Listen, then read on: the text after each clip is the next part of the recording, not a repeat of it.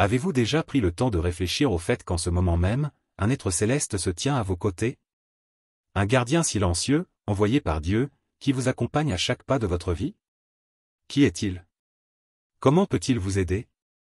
Et, plus important encore, comment pouvez-vous entrer en relation avec lui? Dans la vidéo d'aujourd'hui, nous allons parler de votre ange gardien, un frère céleste choisi par Dieu pour marcher avec vous. Restez avec nous jusqu'à la fin, car nous allons partager une manière puissante de renforcer ce lien spirituel. Mais avant cela, soyez les bienvenus sur ma chaîne. Si vous êtes nouveau ici, abonnez-vous et activez la cloche des notifications pour ne manquer aucun contenu. Votre abonnement est essentiel pour nous aider à atteindre et évangéliser davantage de personnes, car YouTube reconnaît le contenu comme pertinent et le recommande à un plus large public. Profitez-en aussi pour aimer cette vidéo. Cela contribue également à ce que le message touche davantage de cœurs. Entrons maintenant dans ce mystère divin. Aujourd'hui, nous voulons en apprendre davantage sur notre frère céleste, l'ange gardien. Mais qui est-il? Quelle est la différence entre lui, un être céleste, et nous? La première différence est que l'ange est un être purement spirituel. Au commencement, Dieu a créé le ciel et la terre, c'est-à-dire le monde angélique, invisible, et le monde matériel, visible. Dieu a placé l'homme comme gardien du monde matériel, mais il n'a pas créé le monde angélique pour qu'il soit séparé de nous. Le grand plan de Dieu est d'unir le ciel et la terre en Christ, unissant ainsi le monde angélique et notre monde.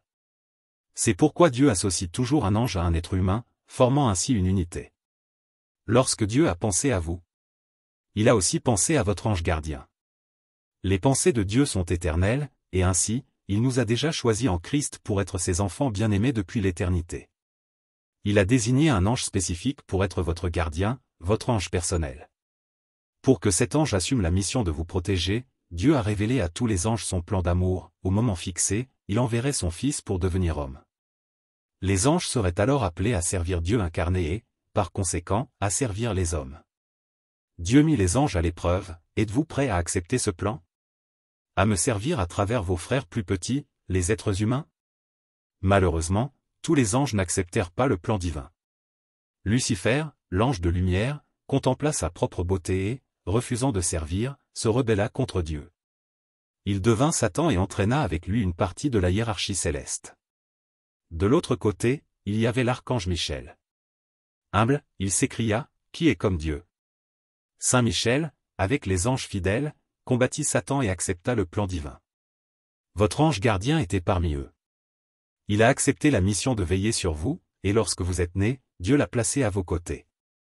Pour votre ange gardien, prendre soin de vous n'est pas un fardeau, mais une joie. Il se réjouit de servir le Christ à travers vous. Il comprend parfaitement les paroles de Jésus. Ce que vous avez fait à l'un de ces plus petits de mes frères, c'est à moi que vous l'avez fait. Votre ange est à vos côtés comme un compagnon fidèle, pour vous guider, vous accompagner, vous consoler. Il est toujours disponible pour vous. Notre difficulté à entrer en relation avec notre ange vient du fait que, étant un être spirituel, nous ne pouvons pas le voir. Bien sûr, certains saints ont eu ce privilège, et dans la Bible, nous voyons des anges apparaître, comme saint Gabriel qui est apparu à la Vierge Marie, et saint Raphaël qui a accompagné Tobie.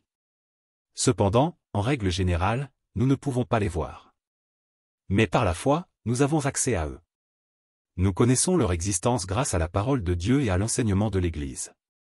Faites donc un acte de foi, ange gardien, je crois en ta présence et en ton action.